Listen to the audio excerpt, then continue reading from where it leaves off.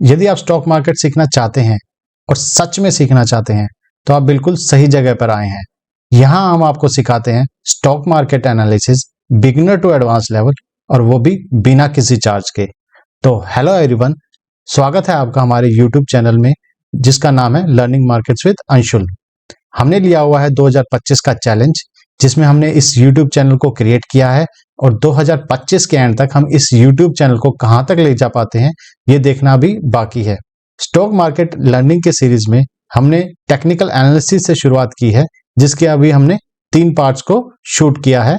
अगर आपने इन पार्ट्स को नहीं देखा है, इन वीडियोस को नहीं देखा है, तो आपसे रिक्वेस्ट है पहले जाकर इन वीडियोस को देखिए, फिर उसके बाद इस वीडियो पे आइए, तो आप बेहतर समझ पाएंगे कि हम आपको क्या सिखा रहे हैं। तो देर ना करते हुए शुरू करते हैं हम इस वीडियो को। तो टेक्निकल एनालिसिस के सीरीज में आज हम बात करेंगे ट्रेंड्स की। स्टॉक मार्केट में कितने टाइप्स के ट्रेंड हो सकते हैं। अब बेसिकली ट्रेंड से जो मतलब होता है वो होता है डायरेक्शन से। स्टॉक मार्केट में किसी पर्टिकुलर स्टॉक का डायरेक्शन 3 डायरेक्शन में ही मूव कर सकता है।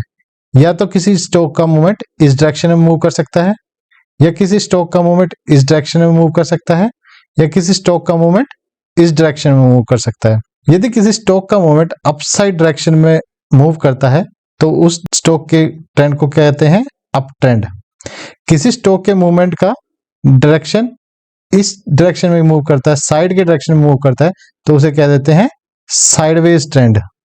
और किसी स्टॉक के मूवमेंट का प्राइस डाउन साइड में मूव करता है, डाउनवर्ड डायरेक्शन में मूव करता है, तो उसे कह देते हैं डाउनवर्ड ट्रेंड।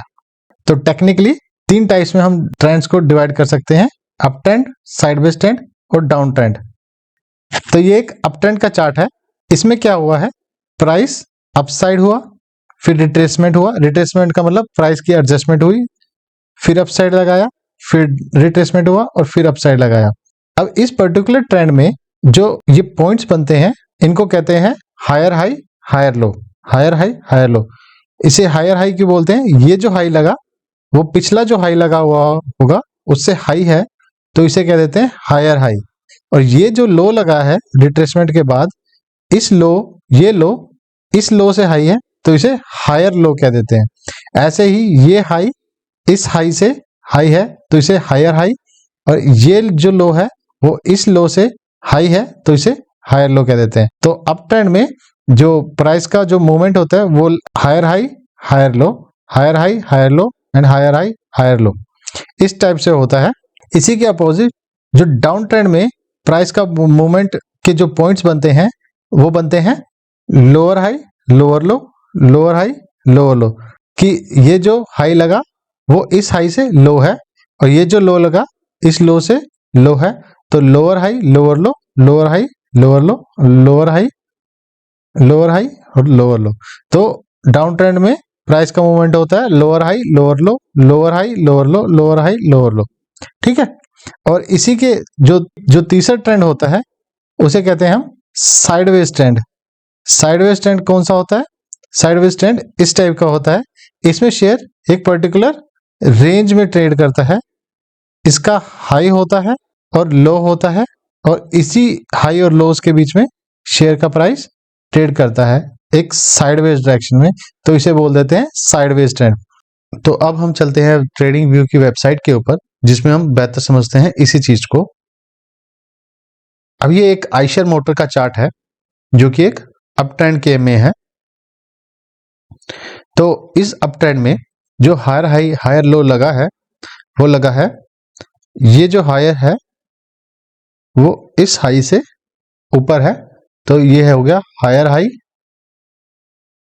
और ये जो लो लगा है इस लो से ऊपर है, तो हायर लो। ऐसे ही ये हाई इस हाई से ऊपर है, तो हायर हाई और हायर लो, हायर हाई, और ये छोटा सा हायर लो लगा है, और फिर ये हायर हाई है। तो and then it will further continue. तो इस तरीके से अप ट्रेंड में हम हायर हाई और हायर लो को प्लॉट कर सकते हैं। और इसी के ठीक अपोजिट जो ये डाउन ट्रेंड होता है, इसके लिए हम चलते हैं आरती इंडस्ट्रीज के शेयर के ऊपर। इसमें हम लोअर हाई और लोअर लो को प्लॉट करके देखते हैं। ये जो हाई है वो लो है बजाय कि इस हाई से, तो इसे कह देंगे इस पॉइंट को लोअर हाई, और ये जो लो लगा है इस लो से नीचे है तो इसे कह देंगे लोअर लो। ऐसे ही ये हाई इससे नीचे है तो इसे कह देंगे लोअर हाई, और ये लो इस लो से नीचे है तो इसे कह देंगे लोअर लो। ऐसे ही लोअर लो और ये लोअर हाई, लोअर लो और लोअर हाई। तो इसी तरीके से हम डाउनवर्ड साइड में प्राइस के पॉइंट्स को प्लॉट करते हैं कि जो प्राइस का मूवमेंट हुआ है लोअर हाई लोअर लो के फॉर्म में होता है। और साइडवेज ट्रेंड को देखने के लिए अभी हम चलते हैं कोटक महिंद्रा बैंक के शेयर के ऊपर, जो कि एक लंबे समय से साइडवेज ट्रेंड में मूव कर रहा है। इसको हम एक इस तरीके से हम शो कर सकते हैं कि एक ये साइडवेज ट्रेंड है कि एक इसी रेंज में जो मैंने अभी क्रिएट की है रेक्टेंगल की फॉर्म में, इसी रेंज में ही ट्रेड कर रहा है। तो ये एक साइडवेज ट्रेंड है जिसका हाई है और एक लो है, वो एक पर्टिकुलर रेंज में है, तो इसे कह देंगे साइडवेज मूवमेंट। अब टेक्निकल टर्म्स में हमने देखा कि ट्रेंड्स 3 टाइप्स के होते हैं, up trend, down trend and sideways trend. अब हम ट्रेंड्स को 3 और पार्ट्स में डिवाइड कर सकते हैं टाइम ड्यूरेशन के आधार पर, जिसमें पहला होता है लॉन्ग टर्म ट्रेंड, दूसरा होता है मीडियम टर्म ट्रेंड और तीसरा होता है शॉर्ट टर्म ट्रेंड। अब तीनों में डिफरेंस क्या है? मान लो किसी शेयर का चार्ट लॉन्ग टर्म ट्रेंड में, वो होता है लॉन्ग टर्म ट्रेंड कितना हो सकता है 1 से 2 साल का। लॉन्ग टर्म ट्रेंड अगर 1 से 2 साल का अप ट्रेंड है तो उसे कह देंगे long term trend. Medium term trend होता है 6 महीने से 1 साल का। अगर किसी शेयर का चार्ट 6 महीने या 1 साल से किसी पर्टिकुलर डायरेक्शन में मूव कर रहा है तो उसे कह देंगे मीडियम टर्म ट्रेंड।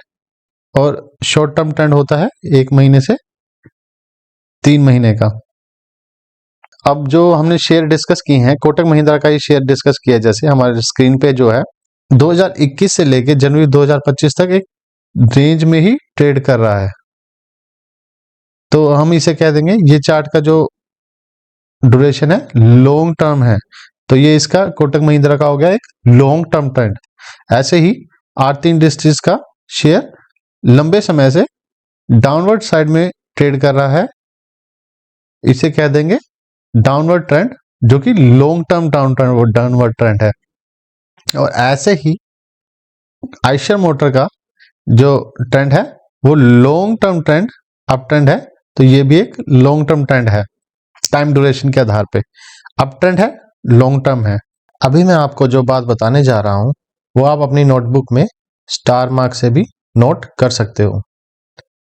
अगर किसी शेयर का long term trend downward trend है, लॉन्ग टर्म कैसा? जिसका लॉन्ग टर्म ट्रेंड 1 से 2 साल का हो।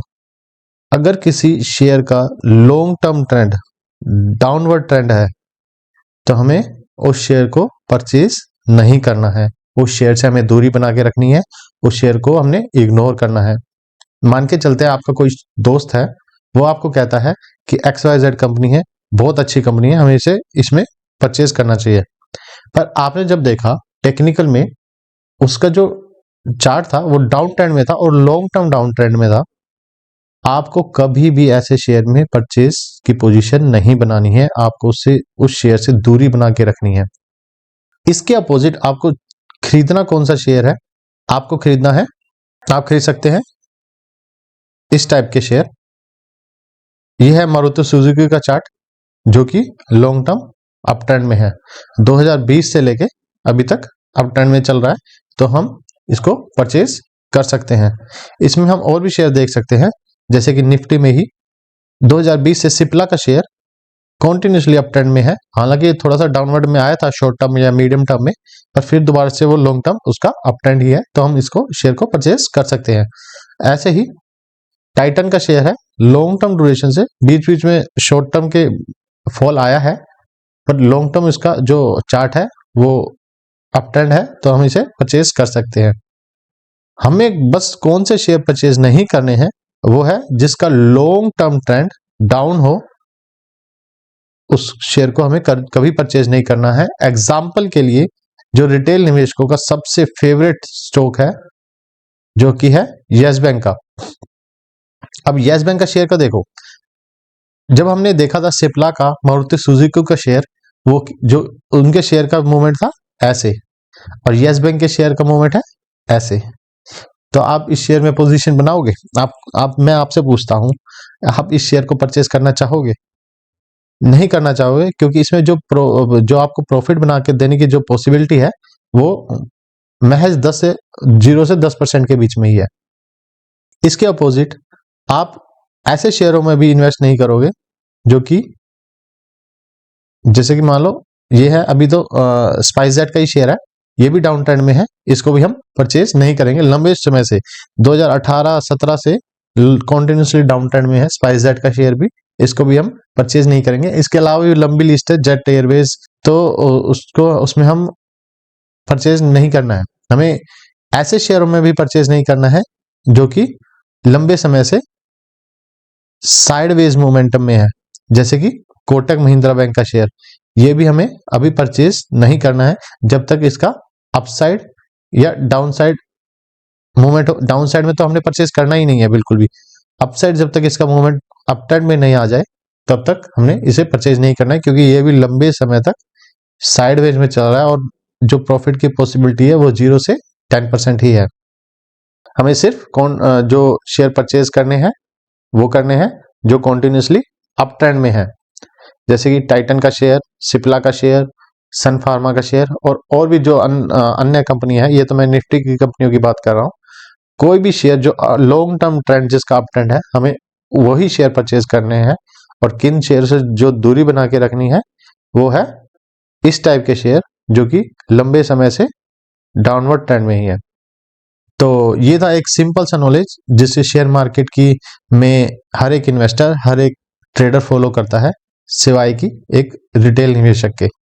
तो इस वीडियो में इतना ही। अगर ट्रेंड्स का वीडियो आपको अच्छा लगा हो तो कमेंट्स बॉक्स में हमें कमेंट करके जरूर बताना। जितना हो सके अपने रिलेटिव्स एंड फ्रेंड्स के साथ इस वीडियो को शेयर करें। Thank you, thanks for watching this video.